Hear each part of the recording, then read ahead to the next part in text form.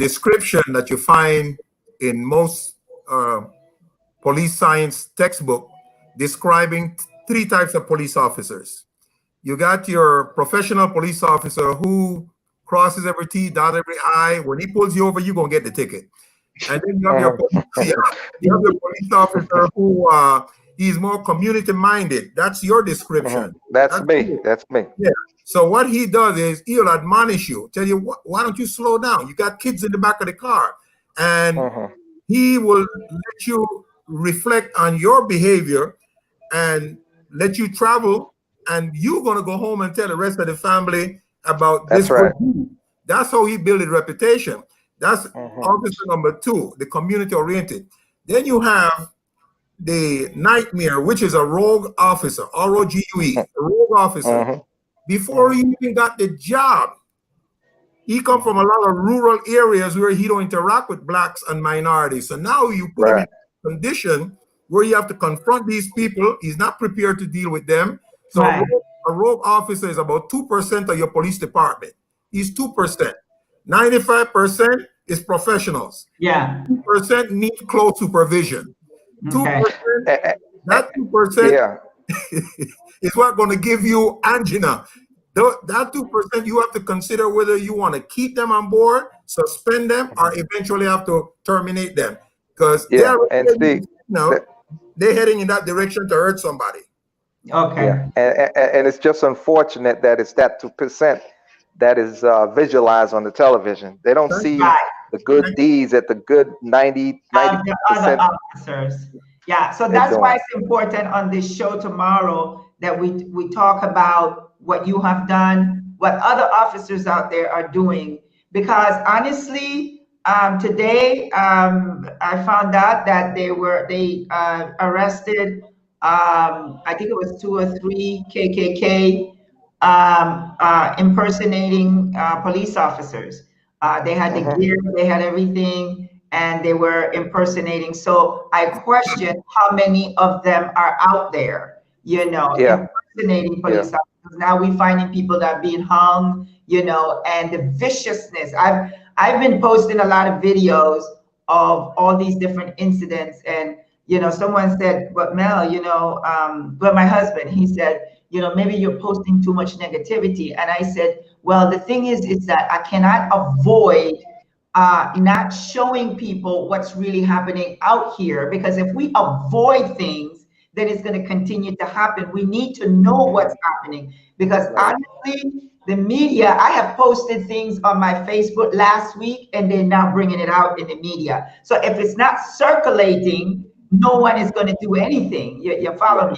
So by it circulating, like the gentleman that they arrested, they body slammed him on the floor. I put that video out a week and a half ago.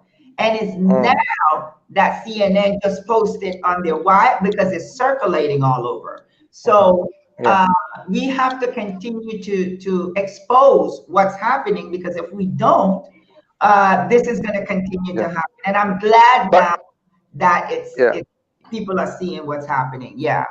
Now we also have to, as well as we expose the wrong that's going on, we also have to promote the positive things that the officers are doing. Because see, what happened is, when a lot of people, especially now, there's a lot of rage when people see all these different things that that 2% that Marshall spoke about is doing. That's going to make them even more upset, and they're going to go out and continue doing all the negative things that they're doing. So we need to see more positive things that is actually happening. I saw one on the news I think early this morning, where a deputy went into a restaurant, and there were some kids sitting next to him, across from him, and they left him a note saying, do not open this note until we leave. They ate and left. He opened it, and it says, we paid for your lunch or breakfast or whatever it was. And that shows that's a positive thing, that hey, we can still be good to our police officers. It's not, just for them to do that, that was a good thing. Well, That's what I would like to share tomorrow, Mr. Valdi, the positive things, because honestly, when we watch all this on television, honestly, in my mind and many others, we're thinking, oh my God, what happened to the good police officers? Why? Because the media is showing all the negative constantly in our mind. So, okay, I'm feeling good for our show tomorrow. So, Jakari, you know what you have to do. Oh, one of the things I'm going to ask you, Jakari, is for felonies, I know they can't vote, they can't travel, and some other things like for felony crimes.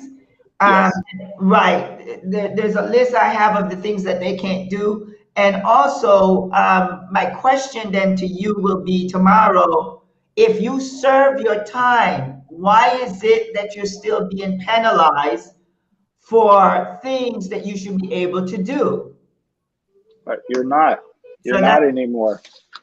After you're not anymore. The Amendment 4 passed last year, which allows convicted felons to have their rights restored. Obviously, there's a process that they have to go through, and certain felony offenses don't qualify, but the vast majority of convicted felons can and they should vote this upcoming election. And travel. Yes. And travel. Yes. Yeah. Okay, so I'm going to ask you that question because we need to open that door to let people know that it was changed. Yeah. Okay. All right. So how you guys feel for tomorrow? Good? I feel good. I'm ready. I'm excited. All right, good. I'm excited too. One more thing that I want to put on my brother Baldi. Yeah. What you want to do? You don't mess with Baldi. Baldi, it was a good cop. Okay, I'm going to defend him. That's right. That's right. My brother for years. Yeah, man. We coming along with that.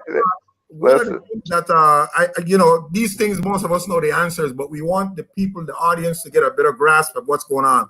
Yes. The behavior in terms of performing an arrest, whereas the individual is thrown to the ground and putting your knee in the person's spine. And we already see what happened recently with putting it against somebody's throat, which unfortunately, I had this conversation 2 years ago, with the chief of police here who resigned. Right. I met with her personally 2 years ago at Black Lives Matters. But what I'm saying is, I would like you to let people know in terms of your training that that's not permissible unless you are I'll let you develop the rest of it, but that's not the procedure. Yeah. I'm going to ask that question. But if a person is putting a knee in your spine, and I call our good friend Dr. Austin, and excuse the medical term, I think it's I have it down somewhere. It cuts down on your breathing to the point where your body's almost going into shock. So your body's wrestling. So it looks like you are resisting, huh? Asphyxiation. Asphyxiation. So a lot of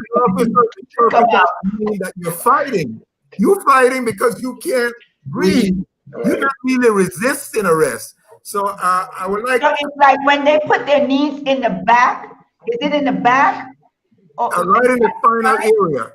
Right in the spinal area. It's not permissible unless you haven't. And I'd rather let him say. Yeah. Yeah. Well, we'll talk about that tomorrow. I'm not throwing everything on the bus now. I'm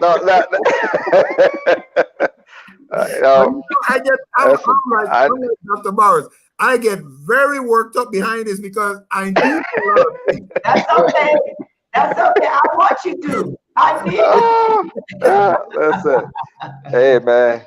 There are other ways. There's other ways to restrain someone. If you want to be. No, I gotta be moderate. I gotta be moderate about certain things. I don't want people to pick up on your anger more than the understanding. But but you know what though, Mr. Marshall? Last week's show, I don't know if you saw the comments, but I also have had some. This is why I had to do a part 2 because they said, Mr. Marshall, that man is so real, you know. Yeah. Could you put him back on? And I go, yeah, I don't have a problem with that. I'm in charge of the show. So, but I'm gonna get him on, and I have to get someone else on, like the prosecutor, police, and so forth.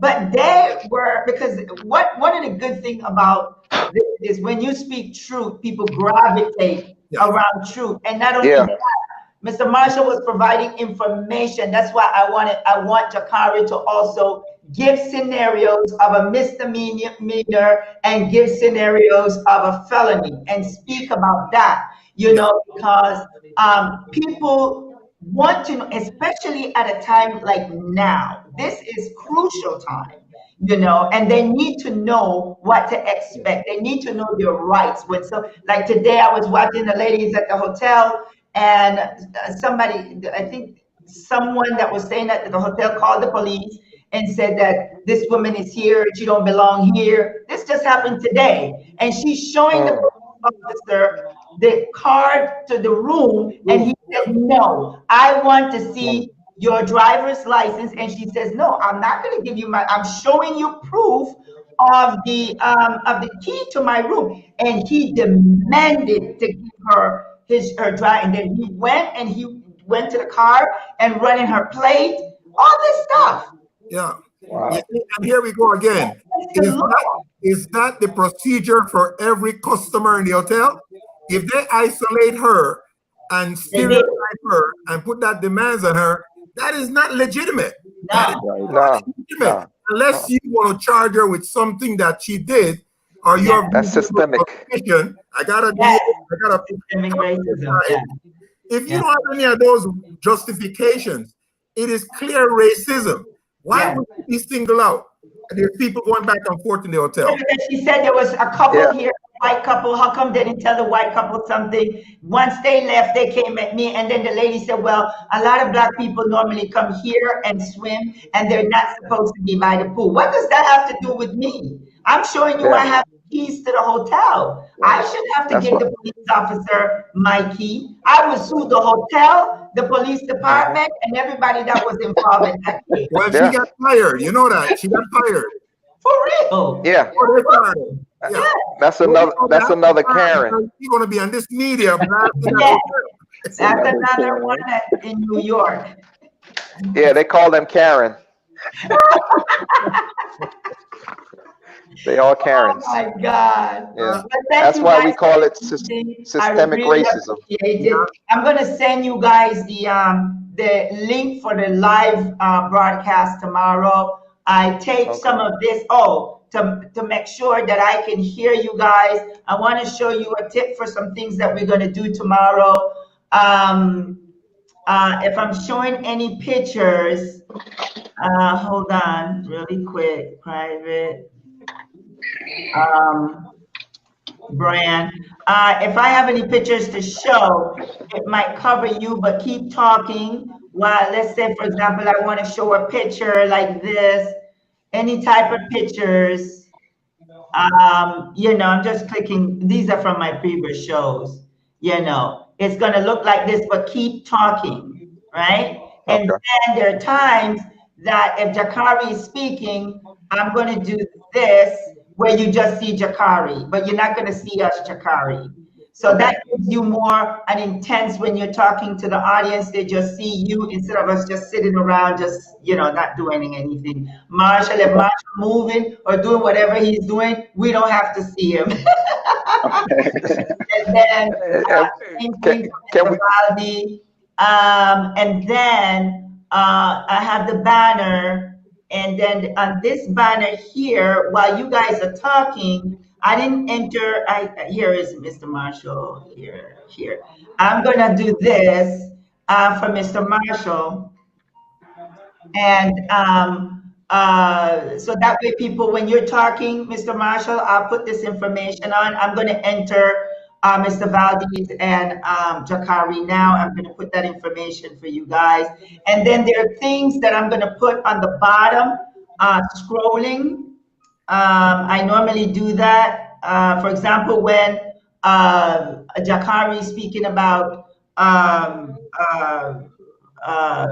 the misdemeanors and things. I'm gonna put some things at the bottom scrolling. I'll find out what is a misdemeanor, what is this, that kind of thing, you know, for the audience to be educated. Yeah.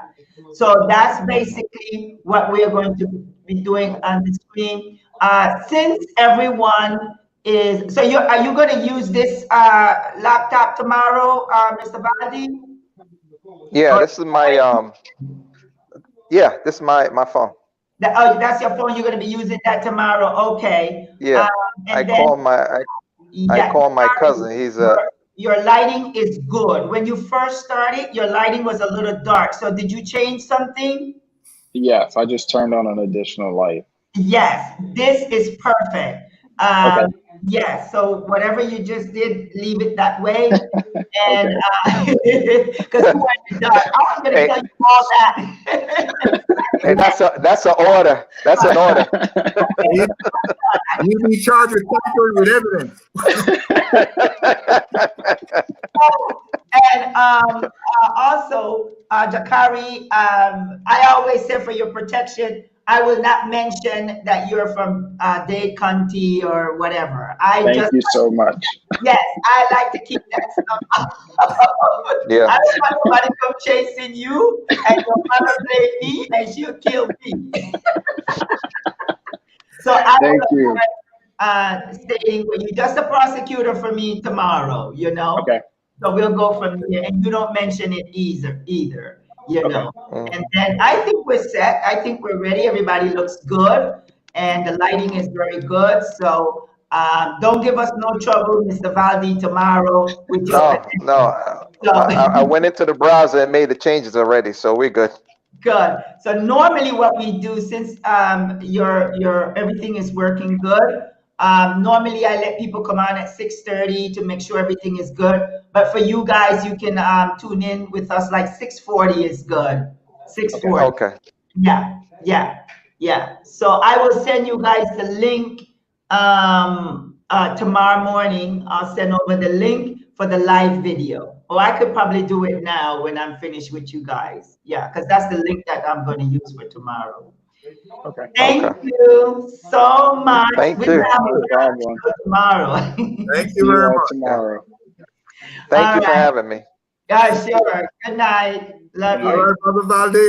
All right, brother. Bye, Valdi. All right. Bye. Okay.